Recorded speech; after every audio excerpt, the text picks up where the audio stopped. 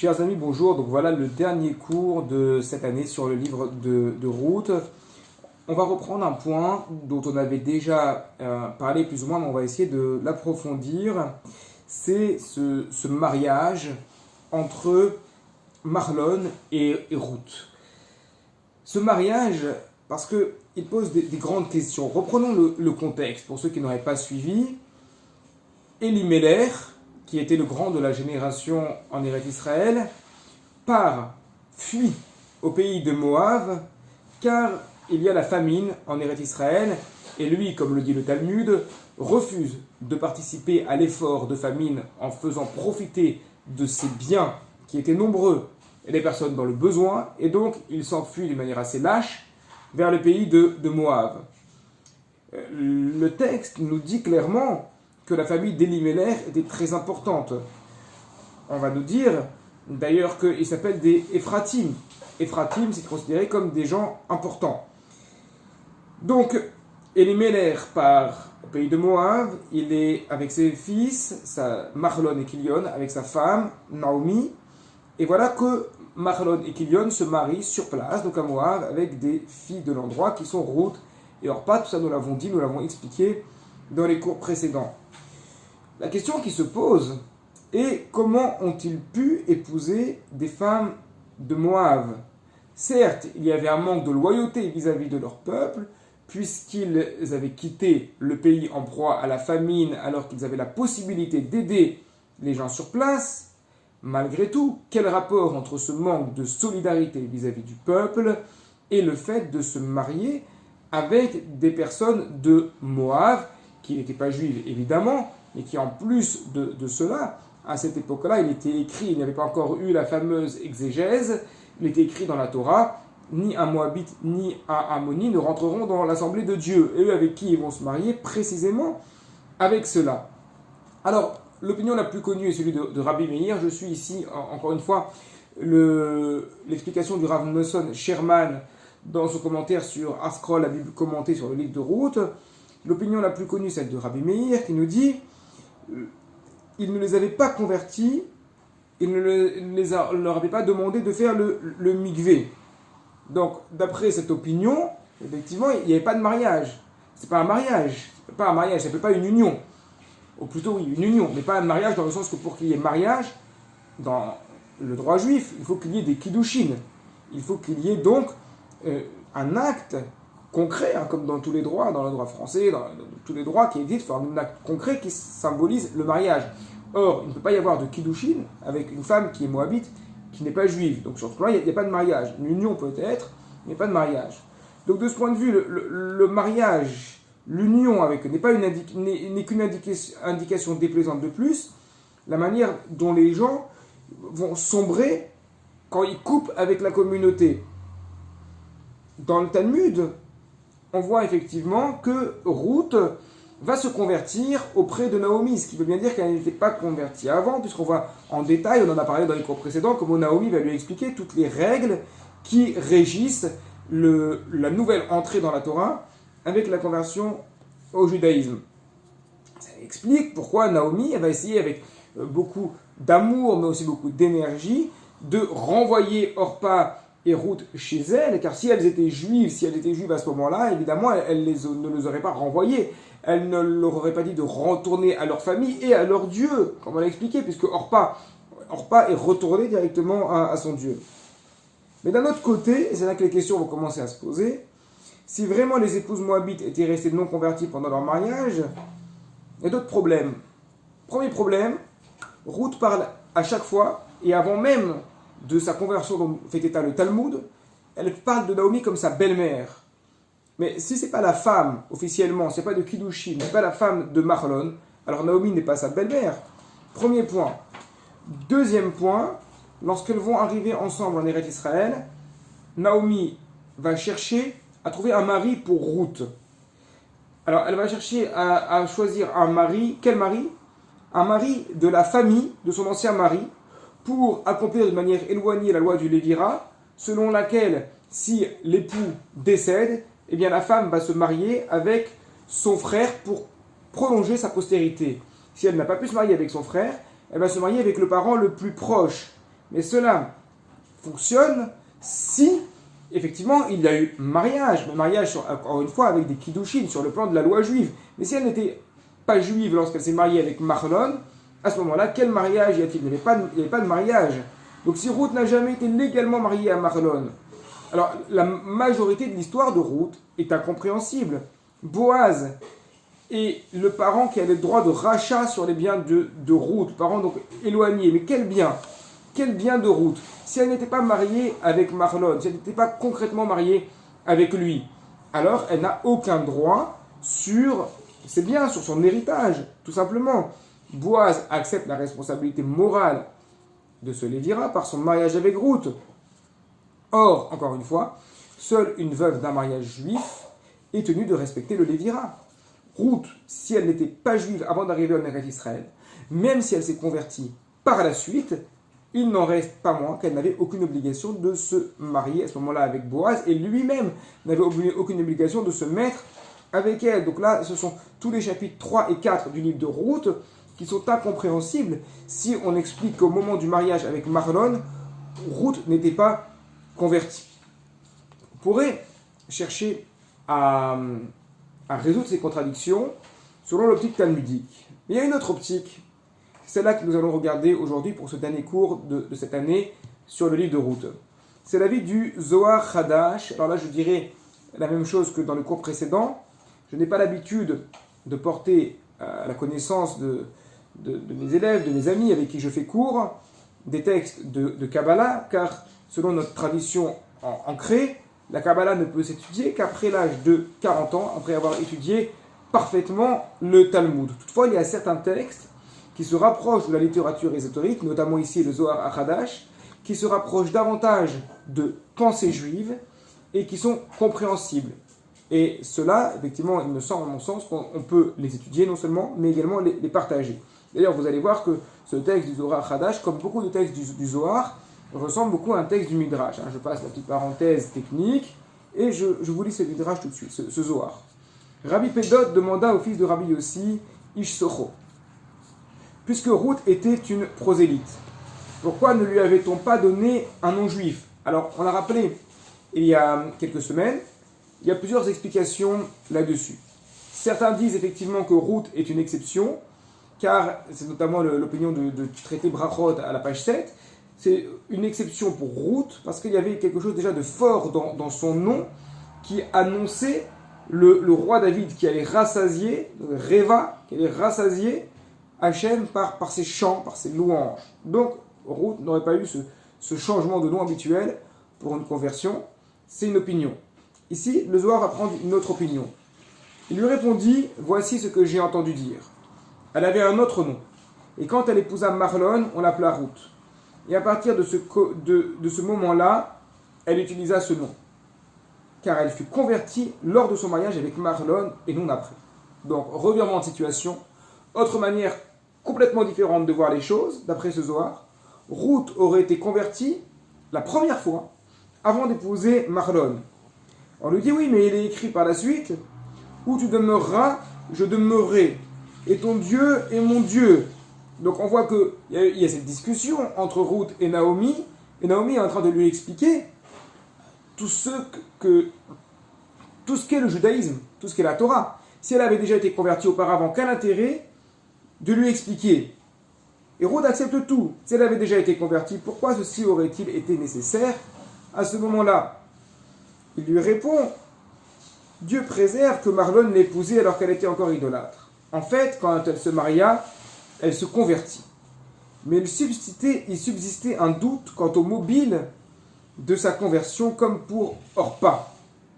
Et là, on touche à un sujet qui est très important, qui est un peu sensible, mais il est certain qu'il y a conversion au judaïsme et conversion au judaïsme. Dans le sens que s'il y a un mobile, s'il y a un intérêt autre que le fait de rejoindre la Torah, la conversion est problématique. Elle n'est pas forcément nulle, elle peut être valide. Oui, mais comment le sait-on? Eh bien, ce genre de conversion-là, on sait par la suite. On sait avec la pratique. On sait lorsque les personnes vont évoluer au sein de la communauté, vont évoluer au sein de la Torah, des offices de la synagogue, des cours de Torah. lorsqu'ils vont continuer à venir, on va savoir que même s'il y avait un intérêt à la base, alors l'intérêt, le Talmud parle de plusieurs intérêts. L'intérêt, ça peut être l'intérêt le plus connu pour l'amour d'un homme, pour l'amour d'une femme, si c'est un homme évidemment, pour rejoindre le peuple juif, parce qu'on s'imagine que le peuple juif est plein de richesses, qui n'est souvent pas le cas d'ailleurs, mais bon, c'est dans l'imaginaire des gens. Là, le Talmud parle même de quelqu'un qui voulait devenir juif parce qu'il voulait devenir Kohen Gadol, le grand prêtre. Bon, il y a plein d'intérêts comme ça qui peuvent exister. Un des intérêts, notamment, qui est mentionné par le Talmud, le traité Yebamot à la page 24, c'est le problème de la peur. Et oui, il pourrait y avoir une situation de peur, de crainte, on a envie de se rapprocher par le peuple juif. C'est totalement le cas à l'époque du roi David, où le roi David était un grand conquérant, donc il attaquait tous les peuples qui étaient aux alentours, autour de lui, et donc certains se disaient, plutôt que de se faire massacrer par le roi David, on va aller en Eretz Israël et on va se convertir. Et c'est pour ça qu'à ce moment-là, le Beddin officiel, le grand tribunal de Jérusalem, a fermé les portes en disant non, on ne peut pas se permettre de faire des conversions parce qu'il y en a trop, il y a trop de personnes qui affluent de toutes parts. Maintenant, ici, de quelle crainte parle-t-on? Emat Bal'a, nous dit le Zohar, la crainte de leur mari. C'est-à-dire que Mahlon et Kilion les ont rencontrés, commencé à s'unir avec elle et leur aurait dit écoutez, maintenant, si vous voulez rester avec nous, il faut vous convertir, sinon ça ne marche pas. Malheureusement, aujourd'hui encore, il y a beaucoup de conversions comme ça. Et ça, c'est un grand problème, parce que les jeunes femmes qui ne sont pas méchantes, elles veulent faire plaisir à leur mari, elles veulent faire plaisir à leur belle famille, elles se convertissent, mais sans vraiment y croire. On reviendra là-dessus. Quand leur mari moururent, Orpa retourna à ses pratiques condamnables, et Ruth demeura dans ses bonnes dispositions, comme il est écrit, « Regarde, ta belle-sœur est retournée à son peuple et à son Dieu. » Mais Ruth s'est accrochée, comme elle avait fait auparavant. Quand son mari mourut, Ruth s'attacha à elle, à Naomi, cette fois-ci, de sa propre volonté, plus aucun doute, ce n'était pas lié au mari, puisqu'il n'y avait plus de mari. Le mari n'était plus là, elle aurait pu repartir. Donc si elle est restée, c'est la preuve que, déjà au début, sa conversion était sincère. Donc dans ces conditions, comment Naomi aurait-elle pu exhorter les deux veuves à retourner à l'idolâtrie de Moab? Emat ba'alehem, la crainte de leur mari, des citoyens importants, des gens importants. La famille d'Elimelech était tellement estimée que la famille royale de Moab a voulu se rapprocher à eux. Donc derrière, il y avait la belle famille, mais derrière, il y avait également la famille qui était qui était favorable à ce mariage. Et imaginez ces pauvres jeunes femmes de Ruth et Orpa qui se retrouvent finalement pris dans une sorte de mariage arrangé. Même si dans le judaïsme, il n'y a pas de mariage arrangé, on imagine que ça a dû se faire quand même, bien que ce ne soit pas une chose correcte. Mais là, le problème qui se pose, c'est un problème de conversion par intérêt. Ça aurait pu être un cas de conversion forcée. Alors Naomi, qu'est-ce qu'elle a fait? Naomi a voulu vérifier. Est-ce qu'elles se sont mariées par contrainte?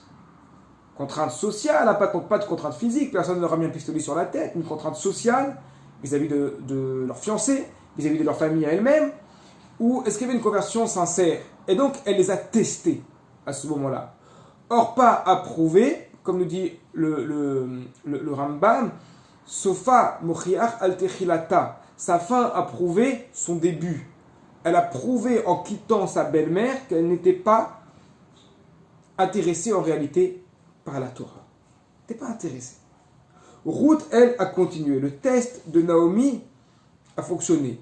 Le Rambam, à la fin du chapitre 13 des Ilhot Isuré Bia, les lois sur les relations interdites, explique que lorsqu'il y a une conversion comme celle-là sur laquelle il y a un doute, on laisse un certain temps pour voir comment vont avancer les personnes. Et si elles avancent correctement, à ce moment-là, elles peuvent intégrer complètement le peuple juif. Mais s'il y a un doute, on va rester avec ce doute. Il est problématique.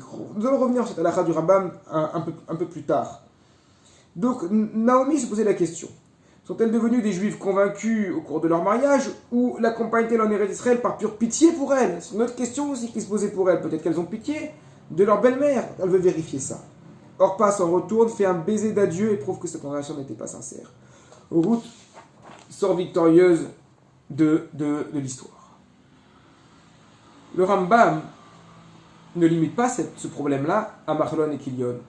Une question similaire se pose par rapport aux femmes de deux grandes personnalités de la Bible, Shimshon, connu par le film de Samson et Dalila, et Salomon, Shlomo Améler, qui eux aussi sont mariés avec des femmes non juives, et le Rambam affirme catégoriquement, il n'est pas possible que ces deux hommes, ces deux grands hommes, n'aient épousé des femmes qui n'étaient pas converties. Leurs femmes étaient converties. Cependant, le contexte faisait que les conversions des femmes de Shimshon et du roi Salomon étaient mues par des intérêts qui n'étaient pas liés à la Torah. Alors, qu'est-ce qui s'est passé? Ce qui s'est passé, c'est que très rapidement, on s'est aperçu que les conversions étaient mauvaises. Et ça a causé beaucoup de désagréments. D'abord, Shimshon, qui s'est marié avec des femmes qui n'étaient pas juives. À la fin, quel a été son sort, donc qui n'étaient pas juives et qui sont converties d'après le Rambam, d'après le Talmud. Quel a été son sort à la fin? Il s'est retrouvé chez les Philistins, les yeux crevés. Le symbole des yeux, c'est celui qui voyait mal. Il n'a vu que l'apparence. Il a vu une conversion d'apparence. Et du coup, il s'est retrouvé coincé par sa dernière femme, par Dalila.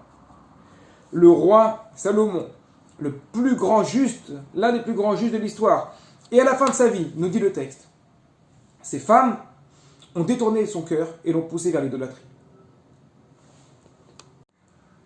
Mais nos maîtres d'expliquer que jamais de la vie le roi Salomon n'a été idolâtre, mais étant donné que ces femmes, qui étaient auparavant idolâtres, ont mis en place des statues, des idoles, et que le roi Salomon, malgré son âge avancé, malgré son état de fatigue, était encore le roi, c'est lui qui a été considéré comme le responsable.